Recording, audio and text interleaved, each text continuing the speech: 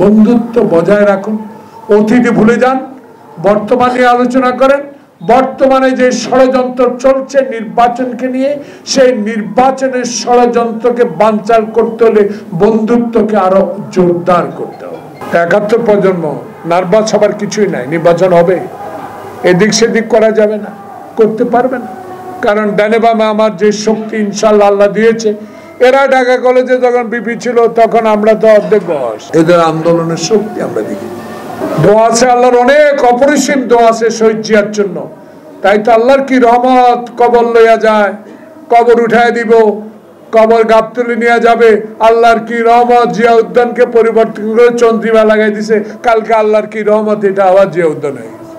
যাদের সাথে আমাদের বন্ধুত্ব ছিল, যাদের সাথে রাজনৈতিক জোট ছিল, তাদের কাছে ৭১ প্রজন্মের এই ক্ষুদ্র পরিষদ থেকে আমার প্রিয় সাংবাদিক বন্ধুদের মধ্য দিয়ে জানিয়ে দিতে চাই, বন্ধুত্ব বজায় রাখুন, অতীতে ভুলে যান, বর্তমানে আলোচনা করেন। বর্তমানে যে ষড়যন্ত্র চলছে নির্বাচনকে নিয়ে, সেই নির্বাচনের ষড়যন্ত্রকে বানচাল করতে হলে বন্ধুত্বকে আরো জোরদার করতে হবে। সে বন্ধুত্ব জোরদার করার কারণ একটি নির্বাচন। এত দুঃখ, এত ধর্ষণ, এত অত্যাচার, এত চুরি, এত সচিবালয়ে আগুন, এত প্রেতাত্মারা, সবকিছু সপু একটু আগে একটা নাম বলেছে, আমি কারো নাম উল্লেখ করতে চাই না। আমাদের মনোবল অনেক শক্ত, রোজার দিনে ইমান আমাদের অনেক শক্ত। ইমানের জোর এত শক্ত আমাদের একটি মাত্র কারণ, শহীদ জিয়া, খালেদা জিয়া, তারেক রহমানের নির্দেশিত আন্দোলনকে সফল করা। ৭১ প্রজন্ম নার্ভাস হবার কিছুই নাই, নির্বাচন হবে, এদিক সেদিক করা যাবে না, করতে পারবে না। কারণ ডানে বামে আমার যে শক্তি ইনশাল্লাহ আল্লাহ দিয়েছে।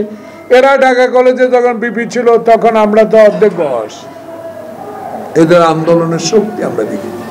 খালেদা জিয়াকে অসুস্থ করে যারা আজকে তারেক রহমানকে দায়িত্ব অর্পণ করেছে, তারেক রহমান অক্ষরে অক্ষরে সেই দায়িত্ব পালন করেছে বিধায় আজকে যারা বড় বড় কথা বলেন, আজকে কি সেকেন্ড রিপাবলিক বলেন, আজকে গণপরিষদের নির্বাচনের কথা বলেন, আজকে কমিশনের ইউনিয়ন পরিষদের মেম্বারের ভোটের কথা বলেন, তাদেরকে শুধু স্মরণ করে দিতে চায়, বাংলাদেশে বিএনপিকে আন্ডার এস্টিমেট করার সময় নেই।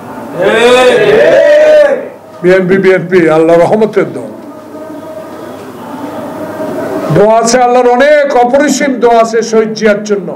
তাই তো আল্লাহর কি রহমত, কবর লইয়া যায়, কবর উঠায় দিব, কবর গাবতলি নিয়ে যাবে। আল্লাহর কি রহমত, জিয়া উদ্যানকে পরিবর্তন করে চন্দ্রিমা লাগাই দিছে। কালকে আল্লাহর কি রহমত, এটা আবার জিয়া উদ্যান হয়ে গেছে। সব আল্লাহর কিসমত। কারণ আল্লাহ রসুলের প্রতি আমাদের অগাধ বিশ্বাস, আমাদের দলের প্রতি অগাধ বিশ্বাস। ১০০-১৫০ মামলার আসামি যারা এখনো প্রেস ক্লাবে আসে ২০০-৩০০, এখনো আপনাদের সামনে কথা বলে, এটাই তো আল্লাহর রহমত।